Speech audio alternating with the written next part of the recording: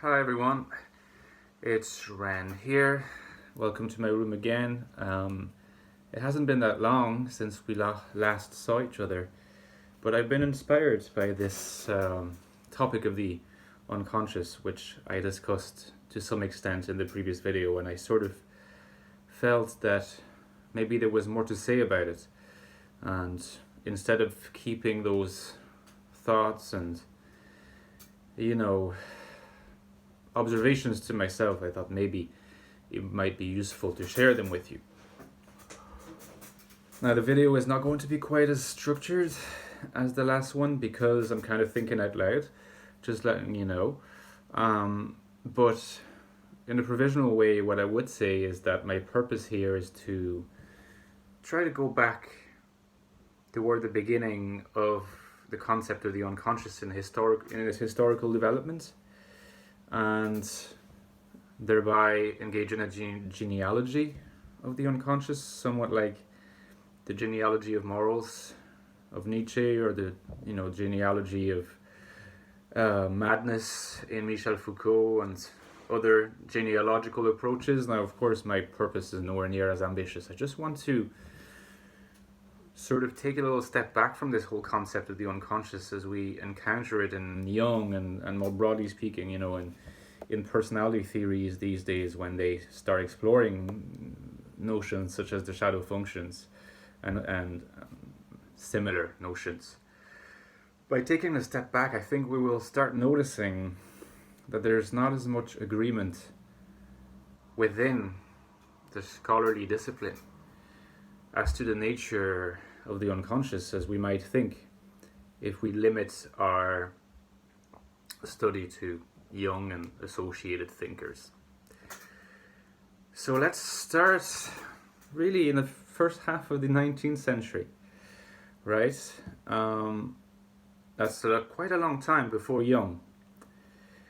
And I'm here talking about the work of a philosopher whom most of you would have heard of, not least because he is usually typed as an INFJ, and I think rightly so. You see a lot of NI and TI in him, and some FE as well, and that's Arthur Schopenhauer. Now, Arthur Schopenhauer did not invent the concept of unconscious. I think that's, if you're going to really focus on the word and the specific first formal articulation of the concept, you'll have to attribute that to Freud. But in terms of the genealogy of the concept, I think that you can really see how its prototype came to be in the work of Schopenhauer. And I have made a number of videos on Schopenhauer, which you can find by just typing, my name or my channel's name and Schopenhauer, and you'll see that I have discussed a number of times the concept of will in Schopenhauer, including in comparison with the concept of will in Nietzsche, which is kind of the next stage of the development of the concept of the unconscious. Now, what is the will in Schopenhauer, and what was he trying to get at? Essentially, if I wanted to put it in simple terms, the situation that Schopenhauer confronted was what you might call a Kantian situation, a universe dominated by the legacy of Immanuel Kant, where pretty much everything was to be explained through the instrument of reason, through the instrument of rationality. Kant famously considered that rationality is freedom and freedom is rationality. What bothered Schopenhauer, and that's concern he had and eventually explored and analyzed, came to have a massive influence on the development of the unconscious, is that he says, that's fine, I'm happy to accept the idea that human beings are rational beings by and large, insofar as when they pursue particular goals, they have to employ rational means in order to attain those goals. And if they do not employ rational means, they will not attain the goals, and since the goals will include things as simple as, feeding yourself or drinking water.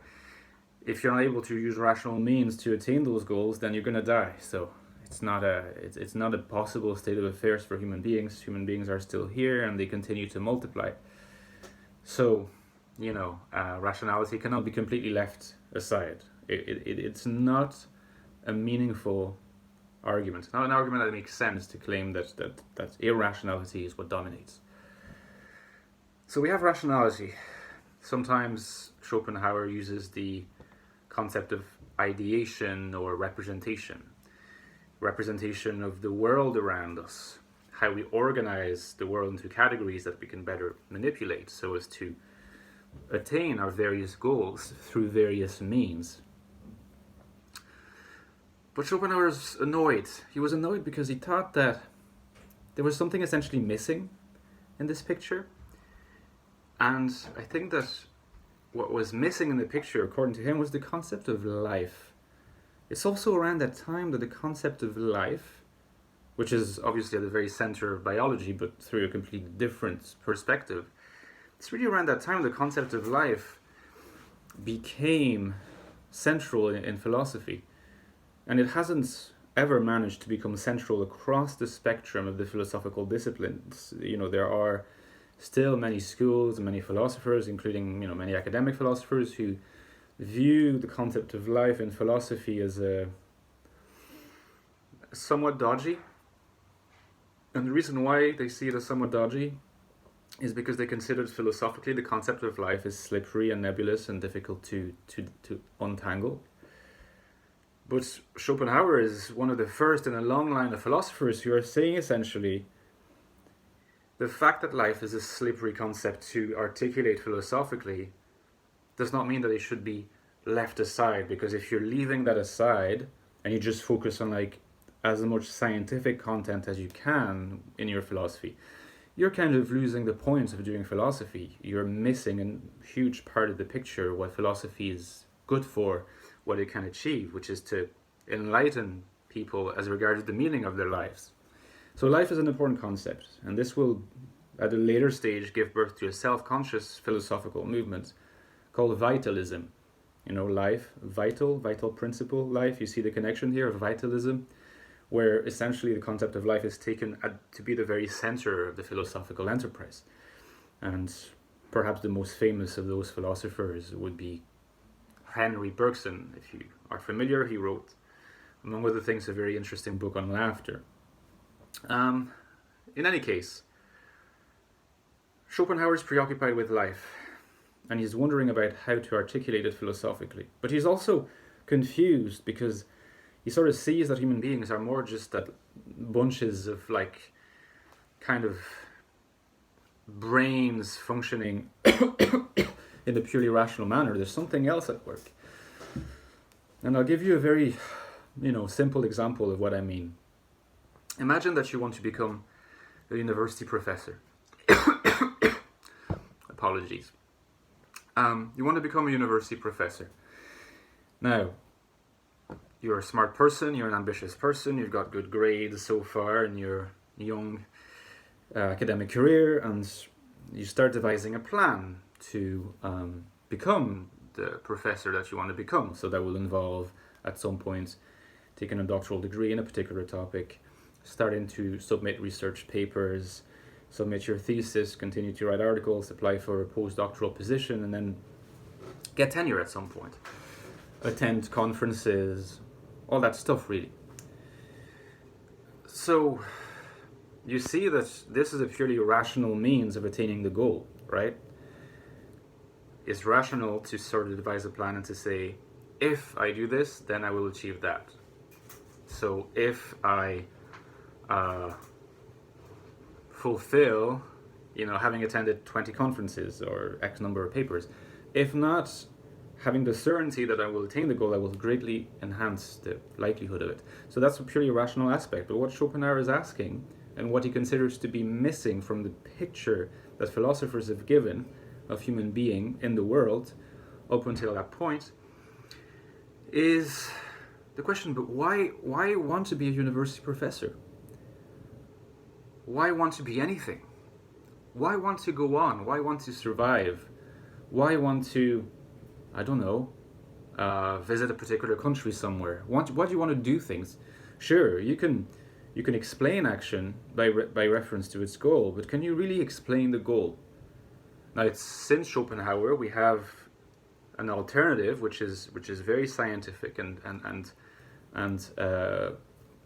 in some sense the most influential approach ever since, which is the approach of Darwin, to explain things in terms of the struggle for survival and the struggle for reproduction and evolution in that manner. And you could argue that everything that you do, your end goals are dictated by that most innate biological need, and a need needs to be fulfilled. But when Schopenhauer articulates the concept of will, he's looking for, I don't want to say an alternative, because at the time Darwin hadn't written his book, so like evolution, the theory of evolution did not exist, but you could still see it as a spiritual, it's not really a word, but a metaphysical alternative to the purely biological theory of evolution. And Schopenhauer thought that human beings were animated by will, and that it is will that defines for us, that provides for us our desires and our needs. And obviously needs and desires are associated. Desires relate to a particular object that they want to possess, and needs relate to an object by which it can be satisfied. And he considered that those particular elements, among many others, are existential avatars of a more binding subterranean force that animates the human psyche, that he called will. And hence he called his most famous book, The World is Will and Representation. Representation is the rational aspect of things, and will is the, in fact, irrational aspect of things. He considers in his work that will is a force that we cannot really have any conscious control over, that what ultimately motivates us to do things is this desire to, well, it's this preoccupation, constant preoccupation with fulfilling our desires, satisfying our needs, and that defines the goal. And once we have defined the goal, which is irrational in nature, then we can give it, well, we can give it more than just the clothes of rationality. We have to actually use the rationality to articulate the means in order to attain the goal. So rationality plays a role, but at this more primal level, it's this notion of will. A will that animates us, like this force that makes us do things. And for Schopenhauer, precisely because will is what makes possible change in the world, as you know, as incarnated by human beings, because human beings are his focus.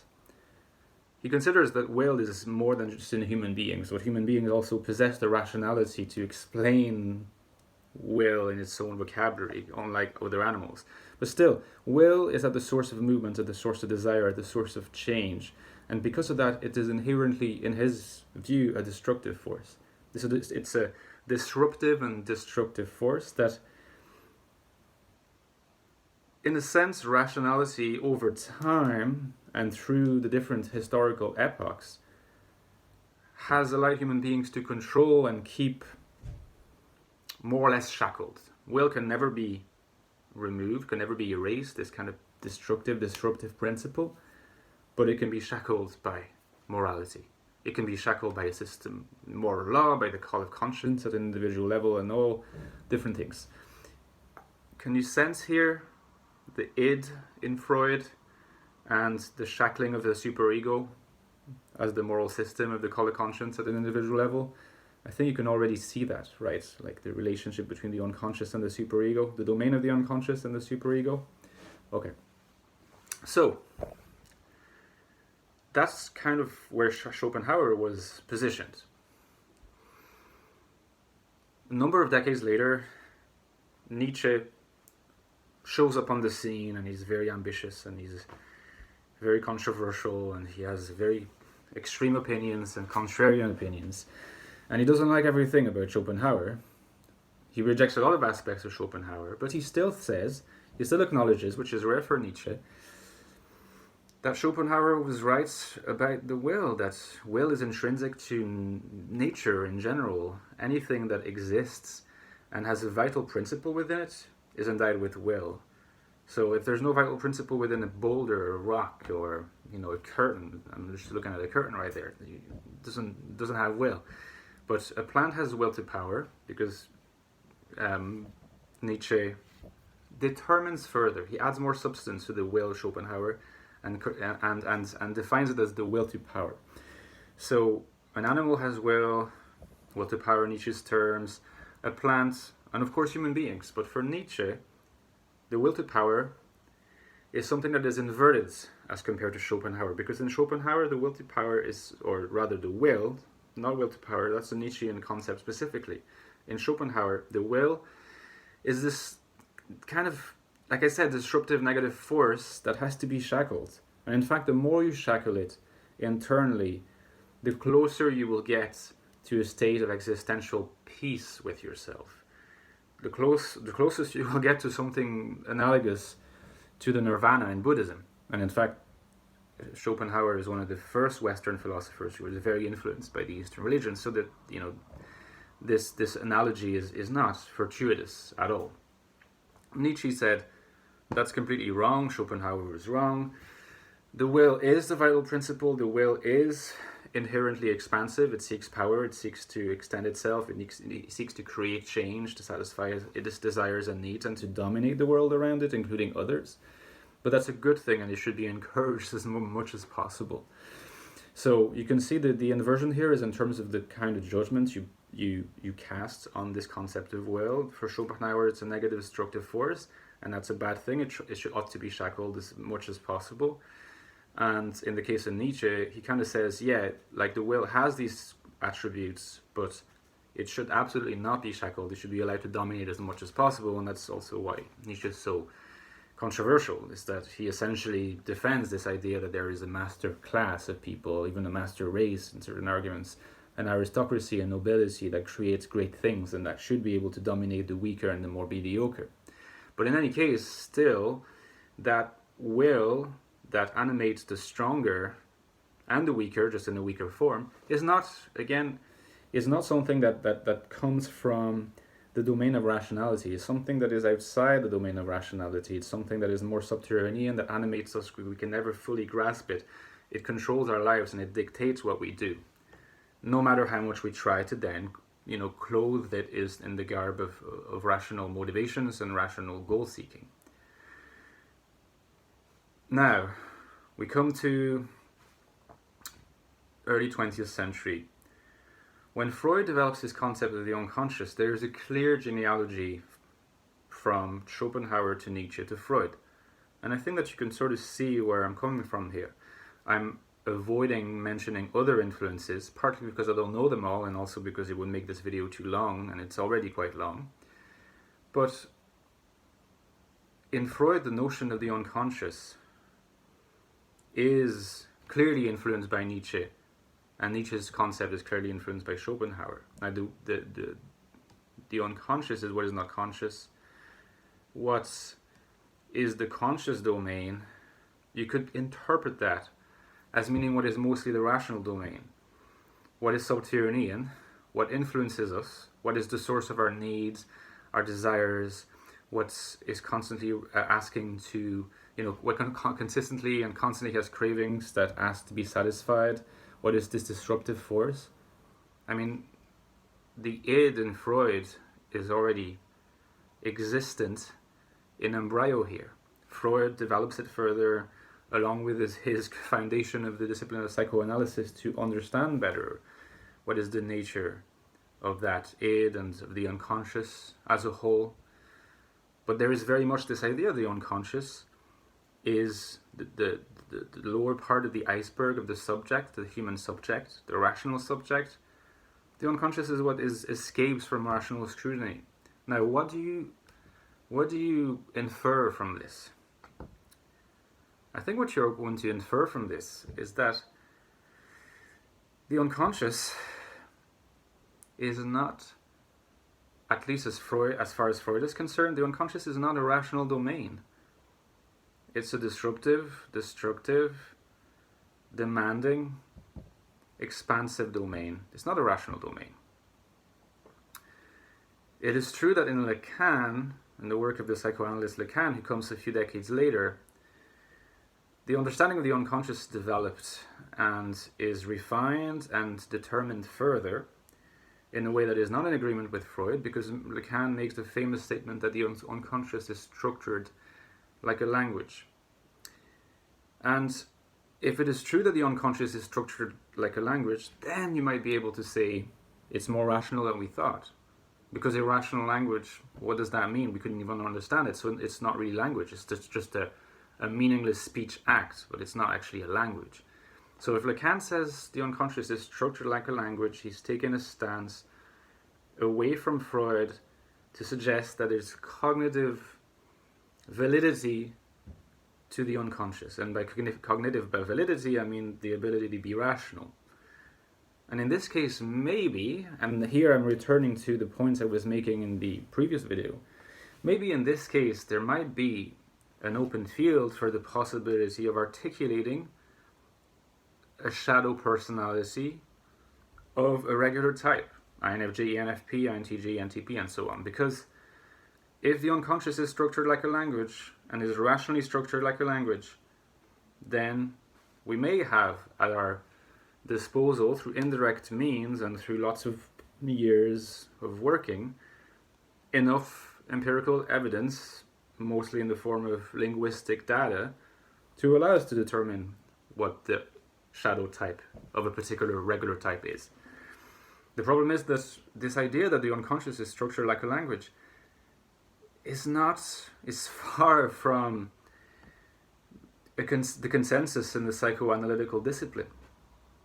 There's a lot of psychoanalysts and a lot of people who sympathize with psychoanalysts that could consider that no, the unconscious is not structured like a language, and to say that is to postulate something a priori without actually demonstrating it and taking it for granted that that's true. And it is not that clear that the unconscious is structured like a language. You could say for sure that the unconscious is expressed in acts of speech, but structured like a language again means that there is an overarching unity to that language, so that the unconscious would almost have its own language. But it's not clear that it is. But I think that if we are to come to a state of affairs where we can articulate the cognitive function stack of a shadow type, we have to sort of side with Lacan and not with Freud. In other words, we have to allow a certain dimension of rationality to the unconscious.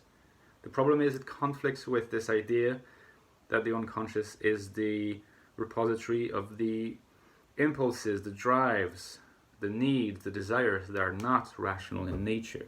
At least if the previous line of thinker is to be believed. And I think in the collective mind, the people these days, I think that it tends to be the dominant discourse that the unconscious is not a very rational domain. But ask yourself that question, and maybe I will conclude with this. If you were to meet someone in the street, right? And that person is conscious and they're talking to you. But their behavior and linguistic utterances, both the behavior in terms of what they do and their linguistic utterances in terms of what they say, is completely irrational. You cannot make any sense of it. It doesn't make sense. It's irrational. Would you be able to type them?